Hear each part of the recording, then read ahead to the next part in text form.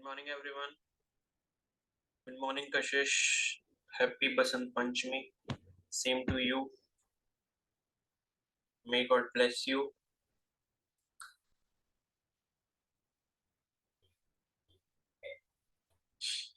Good morning, Ramini. Good morning, Sneha. Good morning, Shivani. Good morning, Sanjana. Good morning, Tanu.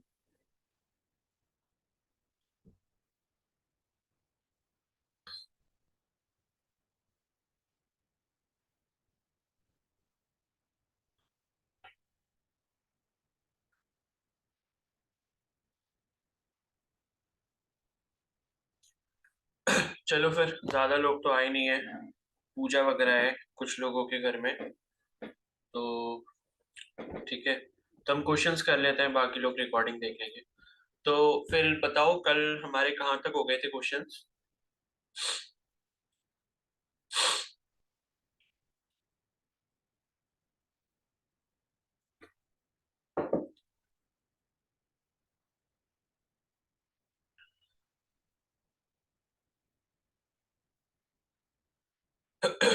हैं, 44 तक कर लिए थे शायद। गुड मॉर्निंग अखिला। ठीक है, तो अब 44 के आगे बताओ जो भी आपको पूछना है। तो आज जल्दी जल्दी इसको कर लो, फिर इसको चैप्टर को फिनिश करेंगे आज, ठीक है। कल से नया चैप्टर स्टार्ट करना है हमने। और बाकी आज आपका टेस्ट है ह्यूमन हेल्थ वाला चैप्टर का, शाम को सेकेंड पार्ट उसका। और उसके बाद के लिए आप some basic concepts of chemistry, class 11 का जो फर्स्ट चैप्टर है केमिस्ट्री का, वो रिवाइज जरूर करके रखना, ठीक है। उसका टेस्ट होगा।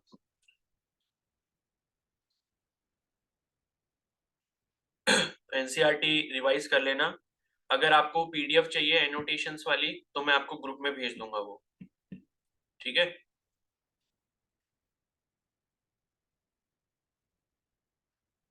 48।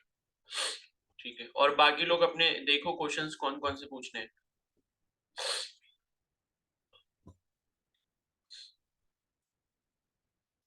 48 है, a liquid boils when its vapour pressure is equal to. तो ये तो आसान है। वेपर प्रेशर भाई किसके बराबर होता है जब बॉइलिंग स्टार्ट होने वाली होती है या स्टार्ट हो जाती है? बताएगा कोई? एटमॉस्फेरिक प्रेशर, ठीक है। तो ये इसका आंसर हो जाएगा, एटमॉस्फेरिक प्रेशर।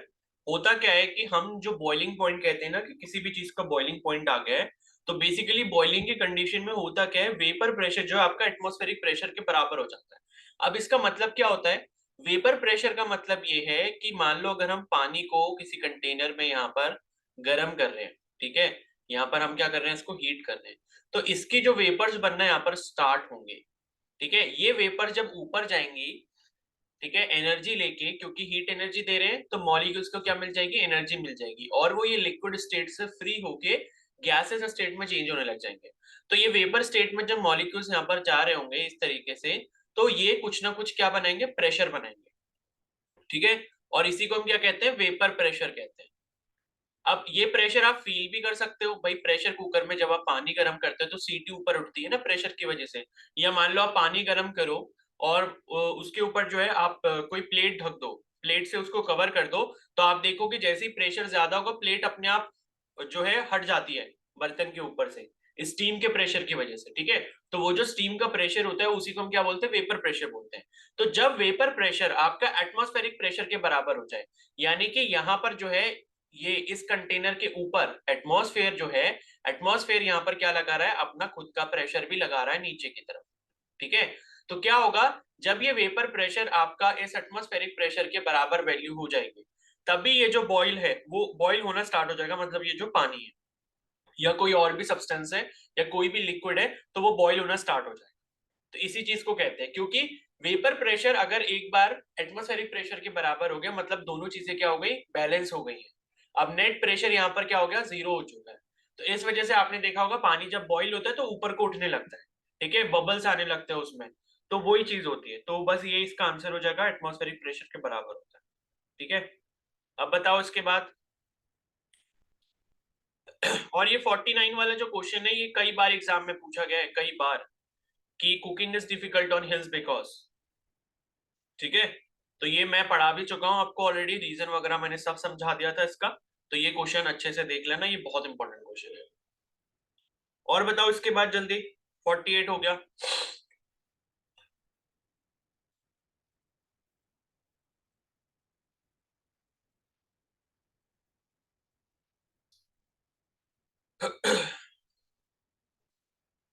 Fifty four. और बाकी लोग क्या मतलब यहाँ क्या वो हो रहा है क्या, बाकी लोग क्या करने आए हैं? सिर्फ एक दो ही बोलेंगे क्या? मधु आपने क्वेश्चंस कर लिए सारे?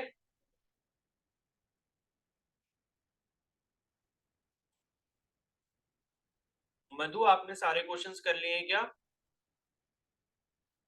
यस सर, थोड़े कर रखे हैं। नहीं, थोड़े कर रखे हैं तो जो बाकी नहीं करे वो कौन करेगा?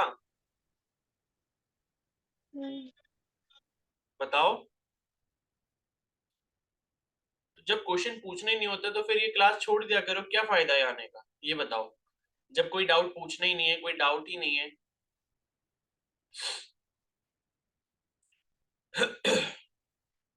भाई खाली बैठने मत आया करो।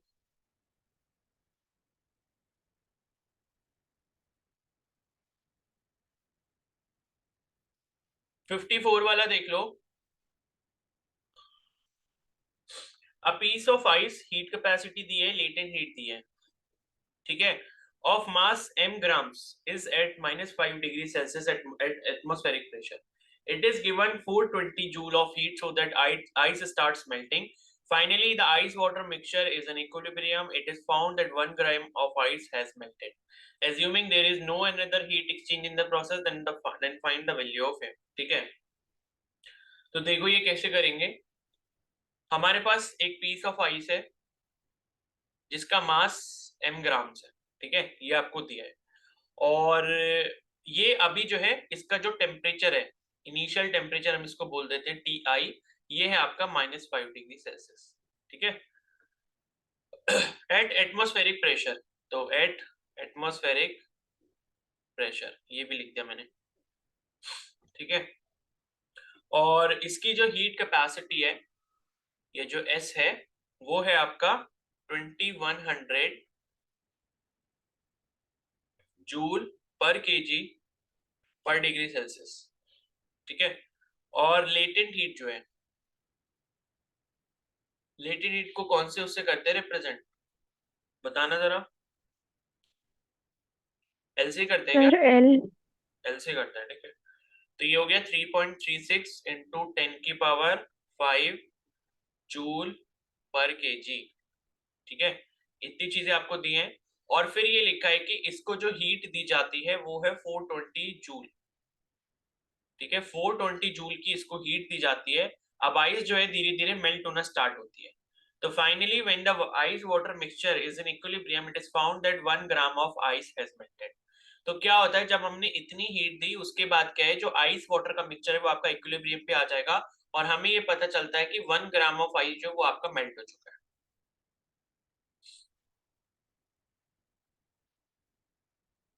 ठीक है। तो assuming there is no another heat exchange in the process then find the value of. अब देखो यहाँ पर आपको एक बात ये समझनी है, पहली चीज तो जो हमने ग्राफ वगैरह पढ़े थे इसमें लेटेंट हीट के और आपके सेंसिबल हीटिंग के टेम्परेचर चेंज कब होता है, कब आपकी हीट जो इस्तेमाल होती है फेज चेंज में, ये सारी चीजें हम ऑलरेडी पढ़ चुके हैं। तो हमें एक ग्राफ यहाँ पर याद आना चाहिए इस क्वेश्चन को सॉल्व करने के लिए। सबसे पहले वो कुछ इस तरीके से होगा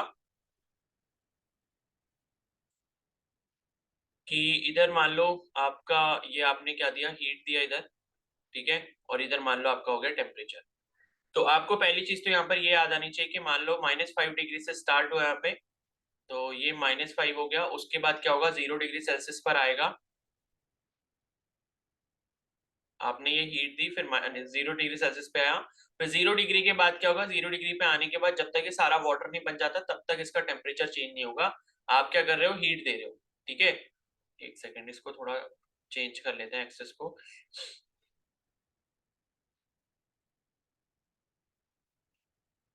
इस वाले पे हीट हो गया और इस वाले पे टेम्परेचर हो गया, तो यहाँ पर तो 0 डिग्री सेल्सियस हो गया आपका, ठीक है।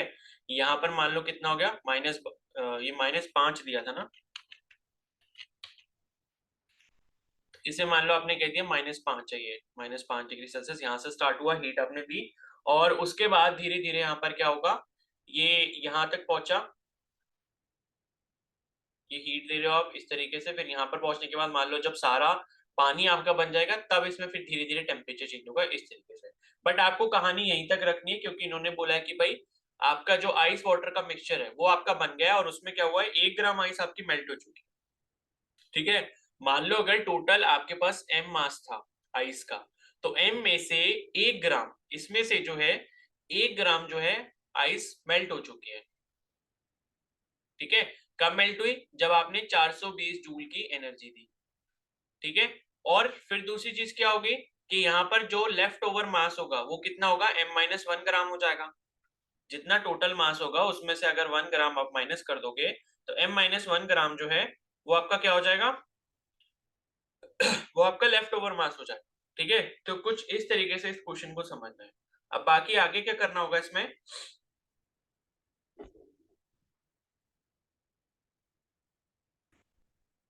तो सबसे पहले हम क्या करेंगे, यहाँ पे हमारे पास लेटेंट हीट वाला एक फॉर्मूला होता है हीट का। ठीक है, जो कि हमने ऑलरेडी पढ़ा हुआ है, वो होता है आपका Q equal to M into L. ठीक है, ये हमने पढ़ रखा है, और यहां से जो है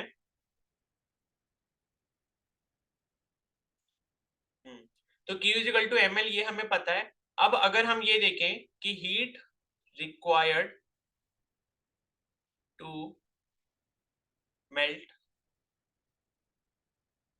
1 ग्राम ऑफ आइस, पहले हम ये देखते हैं कि भाई 1 ग्राम जो आइस मेल्ट हुई है उसको मेल्ट करने में कितनी हीट लगी होगी। ठीक है, तो आपको पता है कि भाई यहाँ पर मेल्टिंग अभी चल रही है, यानी कि फेज चेंज हो रहा है, आइस से वाटर में चेंज हो रहा है, तो लेटेंट हीट इस्तेमाल होगी। तो उसी के लिए हम लेटेंट हीट का फॉर्मूला लगाएंगे, तो Q इज इक्वल टू क्या हो जाएगा, M हमारा मास कितना, 1 ग्राम, तो 1 ग्राम को केजी में कन्वर्ट करने के लिए 10⁻³ से मल्टीप्लाई कर दिया, तो ये मेरा क्या हो गया, मास हो गया। और उसके बाद L latent heat of ice जो आपको यहाँ पर दी हुई है क्वेश्चन में, वो दी है 3.36 इंटू 10⁻5, तो ये हो जाएगा 3.36 इंटू 10⁻⁻5, नहीं 5 है, -5 है 5 है। ठीक है, तो ये हो गया 10⁻5। अब उसके वजह से सॉल्व कर लेंगे तो कितना आ जाएगा, 1 इंटू 3.36 ही रहेगा, और 10⁻³ इंटू 10⁻5 ये कितना हो जाएगा, 10⁻2 हो जाएगा, क्योंकि पावर ऐड हो जाती है तो -3 + 5 करोगे तो 10⁻2 हो जाएगा। तो इतना जूल जो है एनर्जी, आप इसको ऐसे भी लिख सकते हो 336 जूल। तो इतनी जो एनर्जी है वो आपकी किस में इस्तेमाल हो गई, वो यहाँ पर आपकी इस्तेमाल हो गई 1 ग्राम आइस को मेल्ट करने के लिए। अब हम यहाँ पर ये देखेंगे कि हमारे पास जो लेफ्ट ओवर हीट है वो कितनी बची। टोटल जो हमने यहाँ पर हीट दी थी पूरे सैंपल को, वो दी थी यहाँ पर 420 जूल। ठीक है, ये क्वेश्चन में आपको वैल्यू दी थी कि 420 जूल की हमने एनर्जी दी है। ठीक है तो यहाँ पर जो हीट बची है, ठीक है, हीट लेफ्ट, वो आपकी बची है 420 माइनस 336। तो इसे जब आप सॉल्व करोगे तो ये आएगा आपके पास 84 जूल। तो क्या था कि 420 जूल आपने एनर्जी दी थी, जिसमें से 336 जो है 1 ग्राम को मेल्ट करने में लग गई, और बाकी जो हमारे पास एनर्जी बची है वो कितनी है, 84 जूल है। अब उसके बाद जो है यहाँ पर एक चीज और भी हुई होगी कि भाई आइस तो आपकी मेल्ट हुई है, वो 0 डिग्री सेल्सियस पे जाकर हुई है, लेकिन यहाँ पर -5 डिग्री सेल्सियस पर आपका टेम्परेचर था पहले।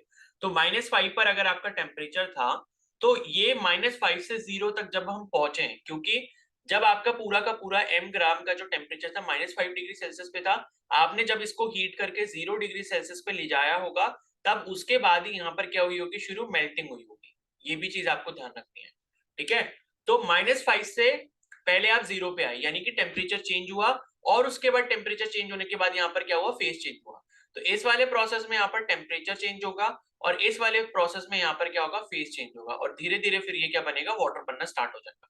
तो 336 तो आपकी क्या है, 1 ग्राम जो है आपको मेल्ट करने में लग गई आइस वाटर में, और बाकी जो ये अमाउंट ऑफ एनर्जी जो कि 84 जूल है, ठीक है, ये आपका किस चीज के लिए इस्तेमाल हुआ होगा, ये -5 से 0 डिग्री सेल्सियस तक ले जाने के लिए इस्तेमाल हुआ होगा पूरे सैंपल को। तो अब इसके लिए हम जो है यहाँ पर किसका इस्तेमाल करेंगे, जो स्पेसिफिक हीट वाली हमारी इक्वेशन थी, क्योंकि ये अब क्या हो रही है, सेंसिबल हीटिंग हो रही है, तो इसके लिए हम जो है वो इस्तेमाल कर सकते हैं, जो हमारे पास स्पेसिफिक हीट का फॉर्मूला होता है, जो कि होता है 1/m और उसके बाद 1/m हो गया, फिर delta Q by delta T. ठीक है, तो ये स्पेसिफिक हीट वाला फॉर्मूला हो गया जो कि आपका टेम्परेचर चेंज के टाइम पर हम यूज कर सकते हैं। तो ये जब हम यहाँ पर लगाएंगे तो स्पेसिफिक हीट जो है वो आपको यहाँ पर दी हुई है। स्पेसिफिक हीट जो है वो आपको दी थी यहाँ पर 2100 दी है। ठीक है, तो ये हो गया 2100 इज इक्वल टू मास तो आपको निकालना ही है, और उसके बाद delta Q by delta T. तो डेल्टा क्यू तो आपको पता ही है, यहाँ पर जो हीट बची है जो कि आपका टेम्परेचर चेंज में काम आ रही है वो 84 जूल थी। और डेल्टा टी टेम्परेचर चेंज की अगर हम बात करें तो डेल्टा टी जब आप निकालोगे तो 0 से -5 लेके जा रहे हैं, तो T final minus T initial जब आप करोगे तो फाइनल क्या है, -5 है। सॉरी, फाइनल आपका 0 डिग्री है। तो फाइनल आपका 0 डिग्री है, माइनस फिर -5 हो जाएगा, तो ये क्या हो जाएगा, माइनस माइनस प्लस हो जाएगा, तो 0 + 5 यानी कि 5 डिग्री सेल्सियस आपका डेल्टा टी आ गया। तो डेल्टा टी की जगह हम क्या रख देंगे, 5 रख देंगे। ठीक है, अब बस इसको सॉल्व कर लेंगे। तो ये जो है आपका m को मैं इस साइड ले जाता हूँ, ये बचेगा 84/5 इंटू 2100। अब 21 से सीधे सीधे कैंसिल हो जाएगा, 21 इंटू 100 टाइम्स, और 21 4 जा 84 होता है। ठीक है, तो ये हो गया। और उसके बाद आपके पास क्या बचा, अब इस 4 से इसको भी काट लेते हैं, 425 जा 100 होता है, तो 1/125 आ गया आपके पास। ठीक है, तो मास की वैल्यू आ गई 1/125। इसे आप चाहो तो और सॉल्व कर सकते हो, 1/125 डेसिमल लगाएंगे, 0 बढ़ाएंगे। ठीक है, फिर एक 0 और बढ़ाया, एक 0 और बढ़ाया, फिर एक 0 और बढ़ाया, फिर एक 0 और बढ़ाया। अब इसके बाद जो है ये आपका जाएगा, कितने टाइम जाएगा, 100 8 जा 25 8 जा 200। ठीक है, तो ये 8 टाइम्स जाएगा। ठीक है, क्योंकि 100 8 जा कितना होता है, 800 होता है, और 25 8 जा कितना होता है, 200 होता है, तो 800 200 कितना हो गया, 1000 हो गया। तो ये जाएगा आपका 8 टाइम्स, तो 0.008 kg आपके पास आ गया। और इसी को आप ग्राम में अगर लिखना चाहो तो 8 ग्राम लिख सकते हो। ये आपका क्या हो गया, आंसर हो गया। ठीक है,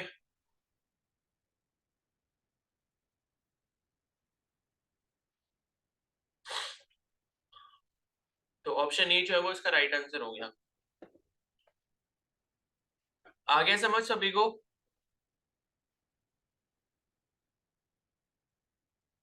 यस सर।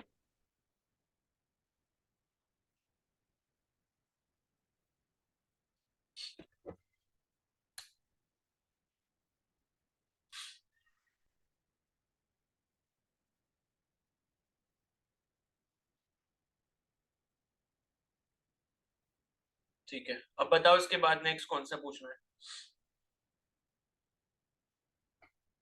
जल्दी बताओ प्लीज। 56। 56 से calculate the heat required to convert 3 kg of ice at -12 degree Celsius capped in a calorimeter to steam at 100 degree Celsius at atmospheric pressure. Given specific heat आपको दी है आइस की, water की, और latent heat of fusion दी है, और latent heat of steam दी है। तो अब देखो इसमें भी वैसे ही कुछ कॉन्सेप्ट इस्तेमाल होगा।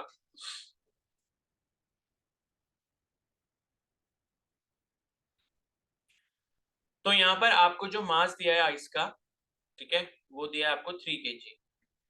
तो calculate the heat required to convert 3 kg of ice at -12 degree Celsius. तो टी इनिशियल इसका जो टेम्परेचर दिया है आइस का, वो कितना दिया है, -12 डिग्री सेल्सियस दिया है। इसको कैलोरीमीटर में दिया है। कैलोरीमीटर में रखने का मतलब ये है कि यहाँ पर सराउंडिंग के साथ कोई भी हीट एक्सचेंज नहीं होगा। ठीक है, capped in a calorimeter to steam at 100 degree Celsius at atmospheric pressure. अब करा क्या है इन्होंने कि इसको इसमें रख दिया, और इतनी हीटिंग कर रहे हैं कि ये जो है डायरेक्टली क्या हो जाए, मतलब ये इतनी हीट हम कर दें इसको कि ये आपका स्टीम बन जाए। ठीक है, तो टी फाइनल जो हमें यहाँ पर पहुंचाना है इस आइस का, वो 100 डिग्री सेल्सियस तक पहुंचाना है। ओके, एटमॉस्फेरिक प्रेशर पे। और आपको जो है स्पेसिफिक हीट कैपेसिटी जो दी है आइस की, वो आपको दी है यहाँ पे 2100 जूल पर केजी पर केल्विन। ठीक है, और उसके बाद जो है वाटर की भी दी है आपको, एस ऑफ वाटर, ये दिए 4186 जूल पर केजी पर केल्विन, ठीक है। और उसके बाद लेटेंट हीट ऑफ फ्यूजन दी है, ठीक है। ये फ्यूजन का मतलब बताना क्या होता है भाई, latent heat of fusion of ice.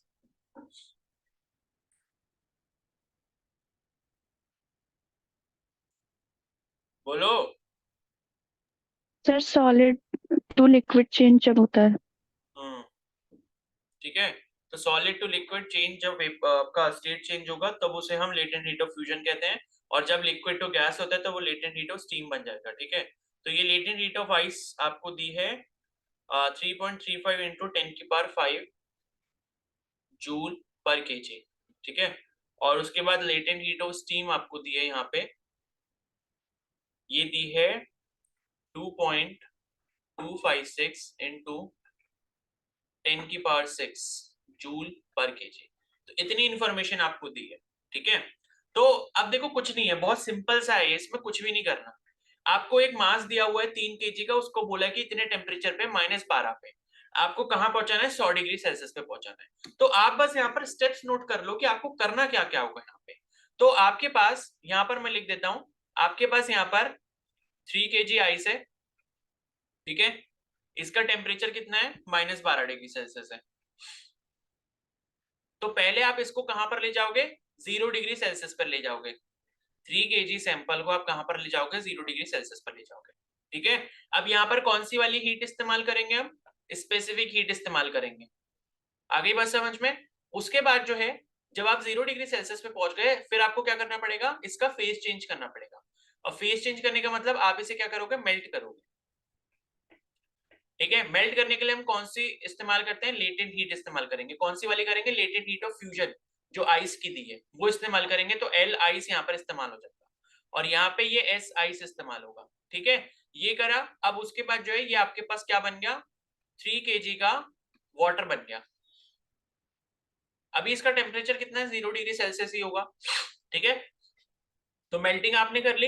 अब उसके बाद जो है आप इसका टेम्परेचर बढ़ाना स्टार्ट करोगे, ठीक है। तो टेम्परेचर आप जब बढ़ाओगे यहाँ पे, तो वापस से आपको कौन सी ये लगेगी, ये आपकी लगेगी स्पेसिफिक हीट ऑफ वाटर, ठीक है।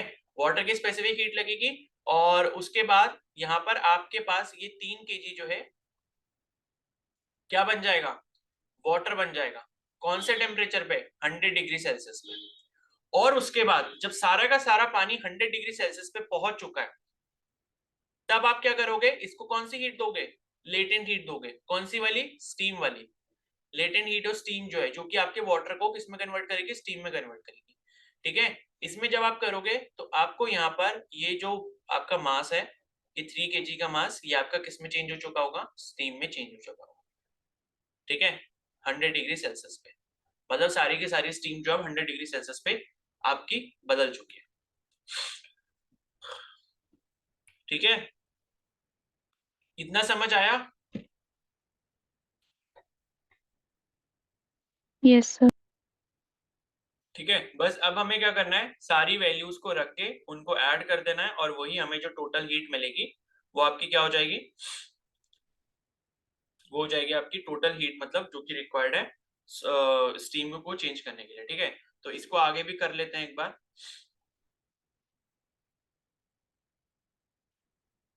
तो मैं क्या करता हूँ, इस प्रोसेस को नाम दे देता हूँ यहाँ पे, ठीक है। तो हम इस प्रोसेस को 1 कह देते हैं, इस प्रोसेस को 2 कह देते हैं, इस प्रोसेस को हम 3 कह देते हैं, और इस प्रोसेस को हम 4 कह देते हैं, ठीक है। तो 4 प्रोसेसेस हो गए। तो यहाँ पर 1 बाय 1 करके हम हीट कैलकुलेशन करेंगे। तो मैं यहाँ लिखता हूँ फॉर फर्स्ट। तो फर्स्ट का मतलब आप समझ जाओ कि हम जो सैंपल -12 डिग्री सेल्सियस पे है उसको 0 डिग्री सेल्सियस पे लेके आए, जहां पर हमारी कौन सी हीट इस्तेमाल होगी, स्पेसिफिक हीट कैपेसिटी इस्तेमाल होगी, ठीक है। तो हम यहाँ पर जो फॉर्मूला इस्तेमाल करेंगे वो कौन सा करेंगे, Q is equal to M S into delta T, ठीक है। ऐसे लिखो फॉर्मूला को, या ऐसे लिखो ये वाला, ठीक है। दोनों सेम फॉर्मूला है, बस लिखने का तरीका अलग है। तो हमें यहाँ पर डेल्टा क्यू चाहिए, मतलब हीट चाहिए, हीट चेंज कितना हुआ टोटल वो निकालना है। तो एम एस डेल्टा टी हो जाएगा। अब मास आपको कितना दिया, 3 केजी दिया है, ठीक है। Multiplied by specific heat capacity, ये जो आपको यहाँ पर दी थी आइस वाली, वो कितनी 2100 है। तो 2100 से मल्टीप्लाई कर दोगे, into delta T. Delta T भाई कितना होगा, फाइनल टेम्परेचर आपका कितना है 0, तो T final minus T initial जब आप करोगे तो ये 0 हो जाएगा, माइनस माइनस 12, यानी कि टोटल कितना हो जाएगा 12 डिग्री सेल्सियस हो जाएगा। तो इसको आपने लिख लिया 12। ठीक है, अब ये 12 लिख लिया। अब इसको सॉल्व कर लो, कितना आएगा, और 12 3 जा कितना होता है 36 होता है, तो 36 मल्टीप्लाइड बाई 2100। तो इसे जब आप सॉल्व करोगे तो ये आएगा 75,600 आ रहा है। ठीक है, ये आ गया 75,600। यूनिट क्या हो जाएगी, जूल हो जाएगी। तो ये हम कर देते हैं इक्वेशन 1। ठीक है, तो पहले वाले केस में मिल गया। अब उसके बाद दूसरे केस पे आते हैं, for two, for part two. तो पार्ट टू के लिए यहाँ पर अगर डेल्टा क्यू मतलब हम निकालते हैं, पहले देख लेते हैं पार्ट टू में हो क्या रहा है। तो अभी हम सारे सैंपल को कहाँ ले गए, 0 डिग्री सेल्सियस पर ले गए। अब हम क्या करेंगे, इसका फेज चेंज करवाएंगे, यानी कि मेल्टिंग करवाएंगे, जहां पे लेटेंट हीट हमारी इस्तेमाल होगी। और लेटेंट हीट के लिए हमारे पास जो फॉर्मूला होता है क्या होता है, Q is equal to ml वाला।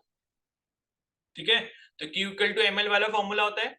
तो मास हमारे पास 3 kg रहेगा, मास में तो कोई चेंज आ नहीं रहा। और लेटेंट हीट ऑफ आइस की अगर हम यहाँ पर बात करें, लेटेंट हीट ऑफ जो फ्यूजन था आपका, तो वो है 3.35 इंटू 10 की power 5।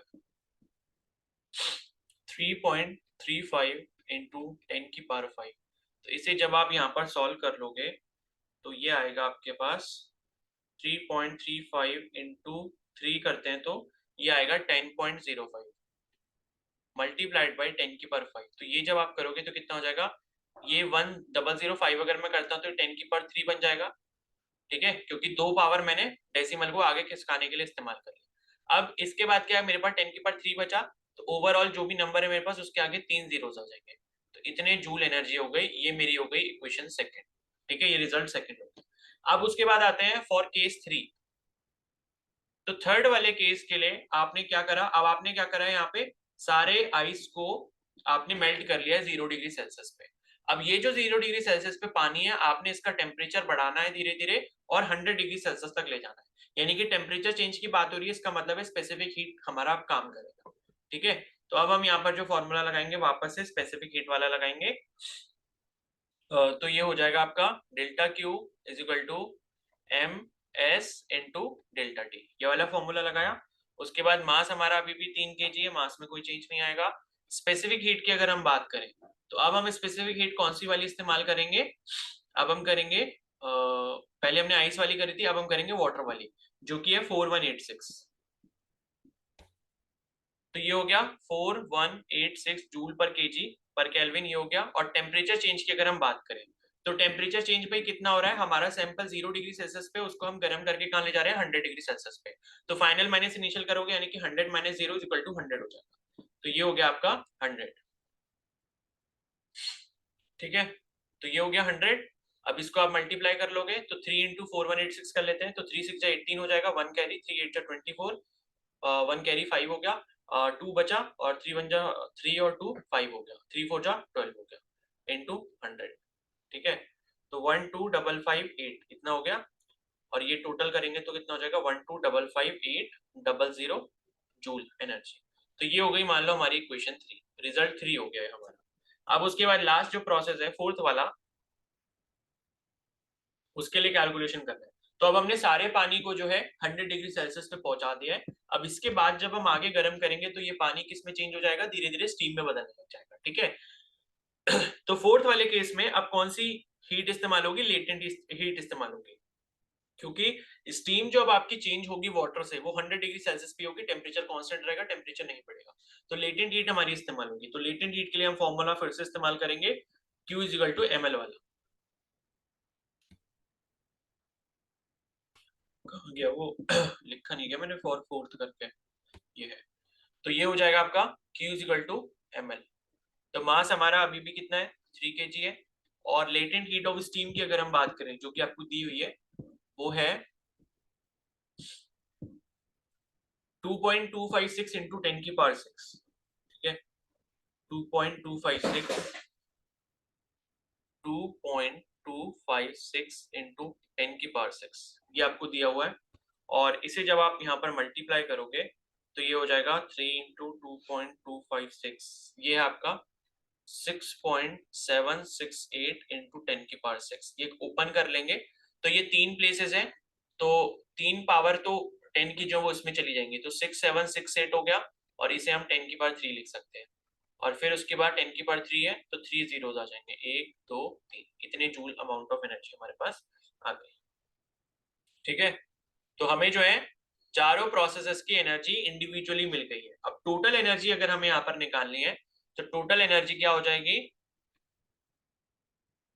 Total energy is equal to first plus second plus third plus fourth. इसको आप एडअप कर लोगे तो फर्स्ट वाली जो एनर्जी है वो आपकी कितनी थी? 75,600। 75,600, ठीक है, ये सारी जूल में। सेकेंड वाली जो एनर्जी थी वो कितनी है? 1,05,000, ठीक है।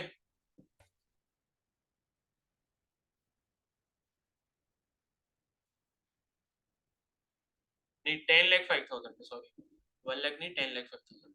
और उसके बाद थर्ड वाले केस में जो एनर्जी है यहाँ पे वो है आपकी 12,55,800। 12,55,800। और फोर्थ वाले केस में जो एनर्जी है वो है 6,768,6,768,000। अब इसको जरा टोटल करके बताओ कितना आ रहा आंसर, और पेन से ही करना, कैलकुलेटर से मत करना। बताओ जरा।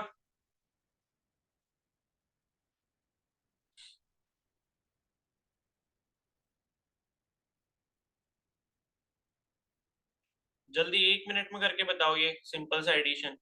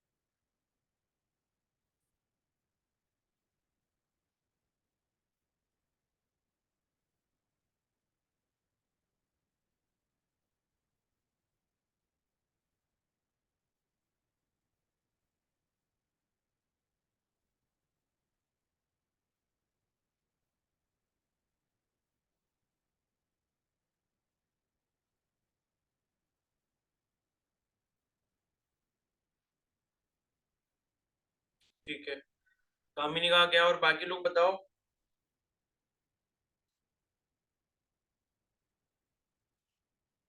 ये अलग अलग कैसे आ रहा है भाई?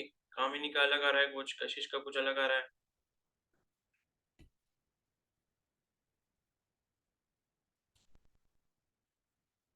कामिनी मुझे आपका गलत लग रहा है, क्योंकि यहाँ पर कुछ ऐसे नंबर्स हैं जिनमें 7 डिजिट्स हैं, तो अगर 7 डिजिट है तो आंसर किसी भी कीमत में 6 डिजिट में तो आ ही नहीं सकता। कामिनी चेक करो अपना आंसर।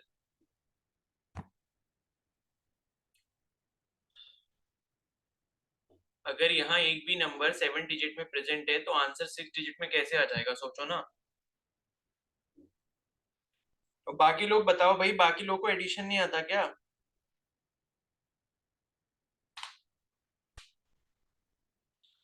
मधु क्या आ रहा है आंसर?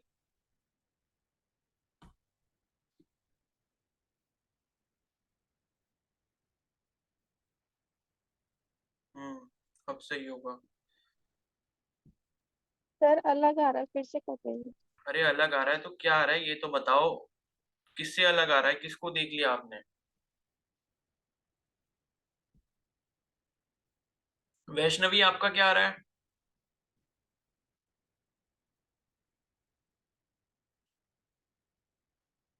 सर अभी कर रहे हैं। भाई ऐसे करते रहोगे तो फिर क्या होगा, ऑनलाइन वाला पेपर होगा तो वो अपने आप सबमिट हो जाएगा, और ऑफलाइन वाला होगा तो टीचर आके ले जाएगा।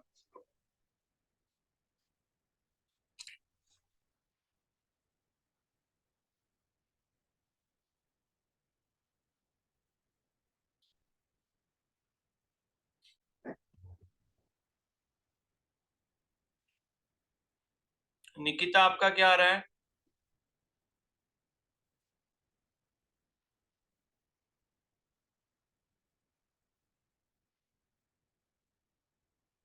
वैष्णवी गलत आ रहा है आपका।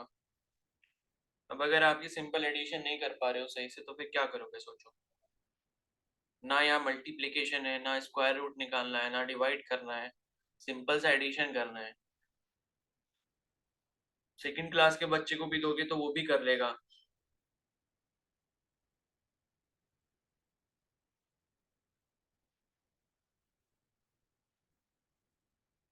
निकिता क्या आ रहा है आपका?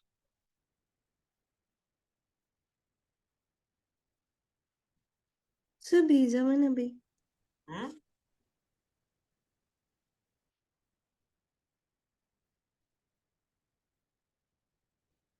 तो दो तीन या चार लोगों का शायद 91044400 आ रहा है, तो ये इसका आंसर होगा। ठीक है, अब ऑप्शन में देख लेते हैं क्या आंसर दिया हुआ है। 56।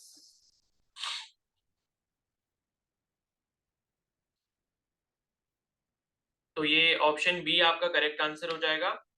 ठीक है, तो इसमें इन्होंने क्या करा है, पूरे नंबर की जगह उन्होंने उसको स्टैंडर्ड फॉर्म में लिख लिया है इस तरीके से, 9.1 इंटू 10 की पावर 6 जूल, ये आंसर हो जाएगा। ठीक है, तो 9.1 इंटू 10 की पावर 6 जूल जो है अभी को सही आया है। ठीक है, कैसे गलती हो रही है एक छोटे से एडिशन में भाई, सुधारो फिर। तो 9.1 इंटू 10 की पावर 6 जूल जो इसका करेक्ट आंसर हो जाएगा। तो समझ आ गया सभी को कैसे करते हैं ऐसे क्वेश्चंस? Yes sir. ठीक है, ये पूरा यस सर। प्रोसेस आपने पढ़ रखा है, उसको छोटे छोटे पार्ट्स में आपने तोड़ दिया, और उनका एक एक पार्ट का आपने क्या करा, एनर्जी कैलकुलेशन कर लिया और उनको फिर सम अप कर दिया। तो इस तरीके से आपका आंसर आ जाएगा। ठीक है, अब इसके बाद जो भी क्वेश्चंस हैं जल्दी से अभी टिक लगा के रखो, ये आखिरी क्लास होगी इस क्वेश्चंस के लिए, इसके बाद मैं नहीं करवाऊंगा कल से। तो इसीलिए जितने भी क्वेश्चन है जल्दी से मार्क करके रख लो। तो अभी 9:30 से वापस से कंटिन्यू करेंगे। ठीक है, 9:22 हो रहा है अभी, और आ जाना जितने हो, पता चला 4-5 ही दिख रहे हैं फिर लास्ट तक। जल्दी से टिक करके रख लो। ठीक है।